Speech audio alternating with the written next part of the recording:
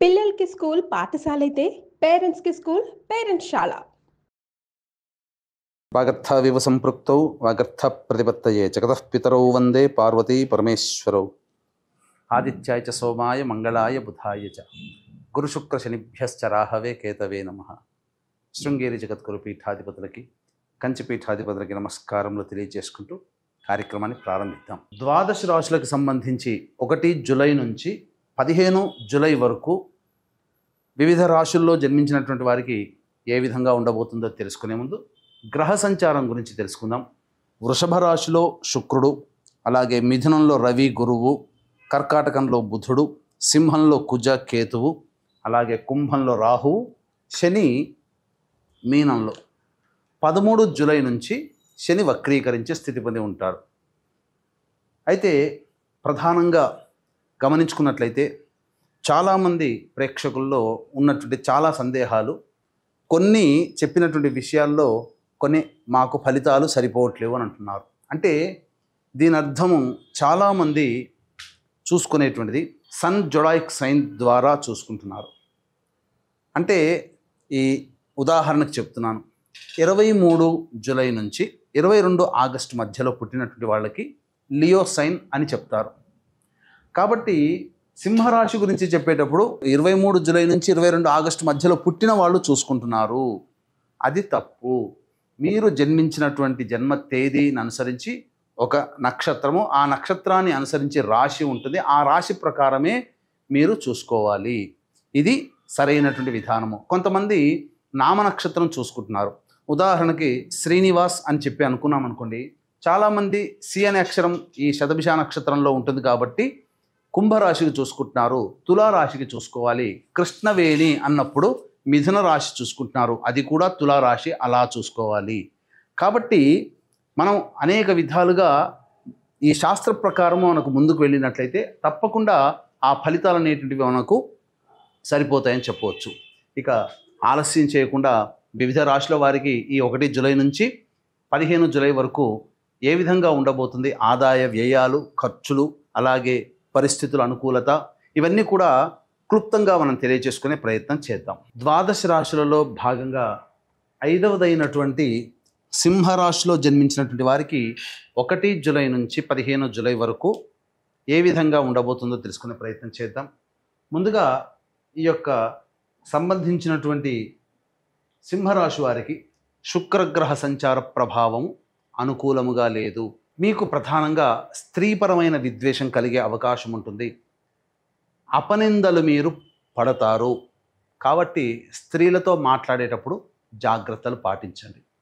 ఇక రవి సంచార ప్రభావము సంపూర్ణముగా ఉన్నటువంటి కారణం చేత నిరుద్యోగస్తులకి ఉద్యోగము లభించే అవకాశాలు సంపూర్ణంగా ఉన్నాయి.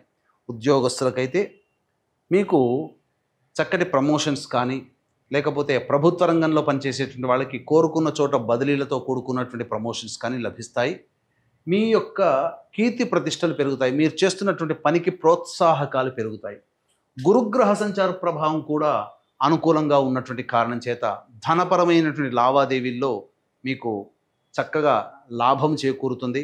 రాని బాకీలు వసూలే అవకాశం ఉంటుంది. ఇక అన్ని విధాలుగా సహాయ సహకారాలు గురుగ్రహం యొక్క అనుగ్రహం వలన కలుగుతాయని చెప్పవచ్చు.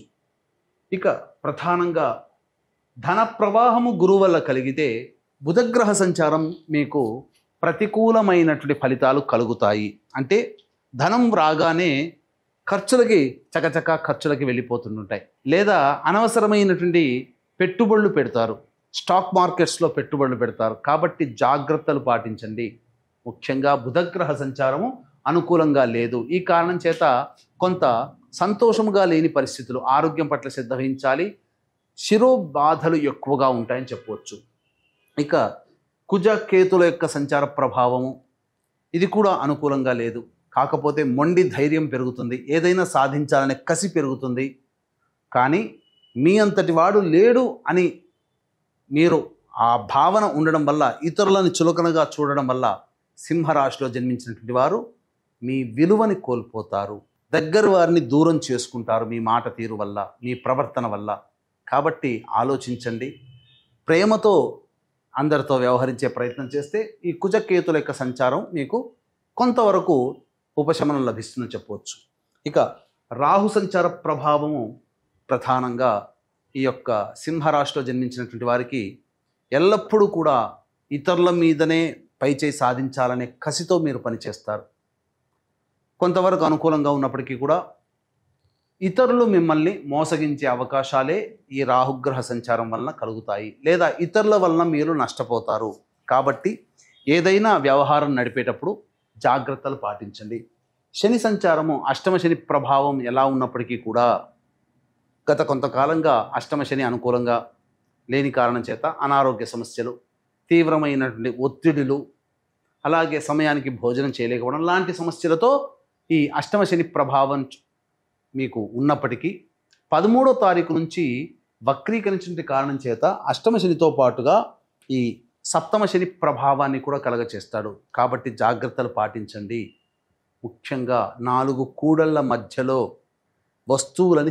వేసిన వస్తువుల్ని తాకకండి, దిష్టి తీసిన వస్తువుని తాకకండి. నడిచేటప్పుడు జాగ్రత్తలు పాటించండి.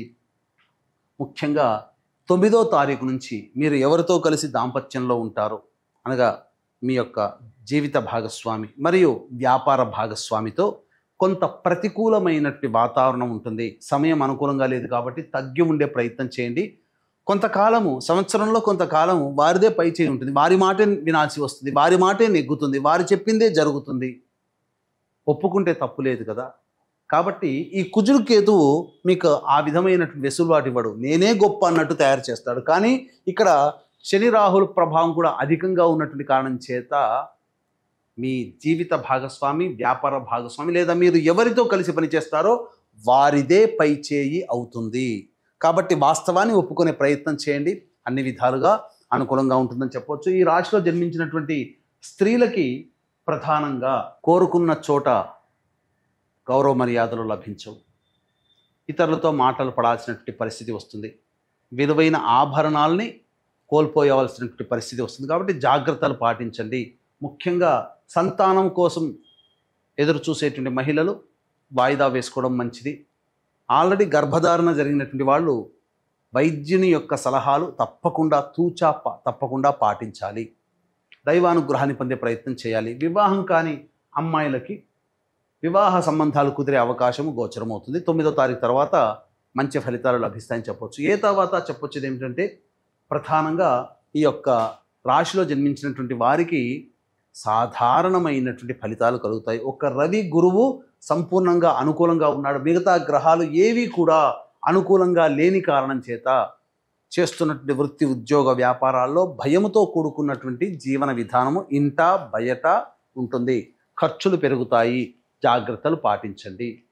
ఇక ఈ యొక్క సంబంధించినటువంటి సమస్యలు అధికంగా ఉన్నటువంటి కారణం చేత దైవానుగ్రహం ఖచ్చితంగా ఉండాలని ఈ సింహరాశి వారికి తెలియజేస్తున్నటువంటి గ్రహ సంచారం ఈ కారణం చేత జూలై 5వ తారీఖు రోజున మీ జాతకరీత్యా విద్య, వివాహ, ఉద్యోగ, దాంపత్య, అనారోగ్య సమస్యలు, శత్రు సమస్యలు, కోర్టు సమస్యలు, ముఖ్యంగా గృహ సమస్యల నివారణ కోసం వారాహి నవరాత్రుల సందర్భంగా 9 రోజుల పాటు 9 నవరాత్రులు అనగా 9 వారాహి దేవతల యొక్క హోమాలు మరియు మేష, మిథున, కర్కాటక, సింహ, కన్య, వృశ్చిక, ధనుస్సు, కుంభ, మీన రాశుల్లో జన్మించినటువంటి వారికి శనిదోష పరిహారార్థమై శనిదోష నివారణ పూజలు, హోమాలు అనేటివి జూలై 5వ తారీఖు రోజున స్వాతి నక్షత్రం దశమి తిథి కలిసినటువంటి అద్భుతమైనటువంటి యోగం కలిగినటువంటి రోజున సాయంత్రం 7 గంటలకి కార్యక్రమం ప్రారంభమవుతుంది.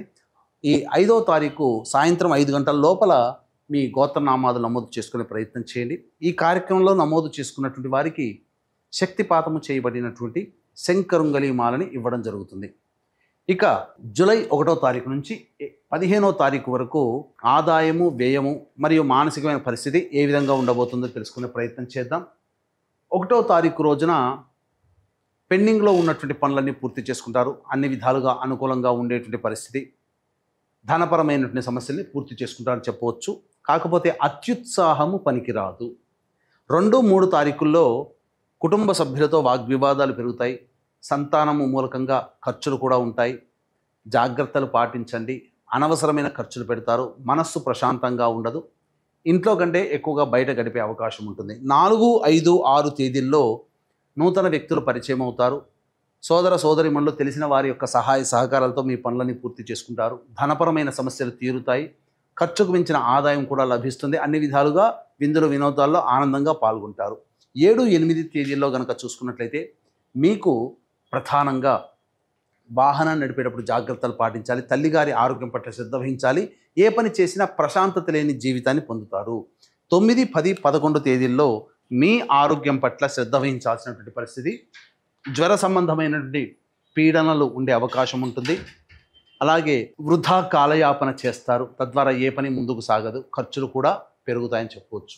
12, 13, 14, 15 తేదీల్లో రాబడి అధికంగా ఉంటుంది. ఖర్చుకు మించిన ఆదాయం లభించడం, తద్వారా మీకున్నటువంటి సమస్యలని పూర్తి చేసుకుంటారు.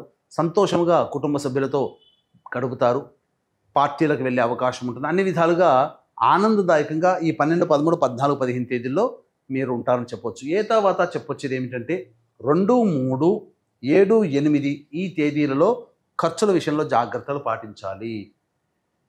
ఇక రవి గురువు యొక్క సంచారం అనుకూలంగా ఉన్నటువంటి కారణం, మిగతా గ్రహాలు అనుకూలంగా లేని కారణం చేత ప్రధానంగా ఈ యొక్క సింహరాశిలో జన్మించినటువంటి వారు ప్రతిరోజు కూడా దత్తాష్టకము, కాలభైరవాష్టక పారాయణం రోజుకి 3 సార్లు పఠించండి.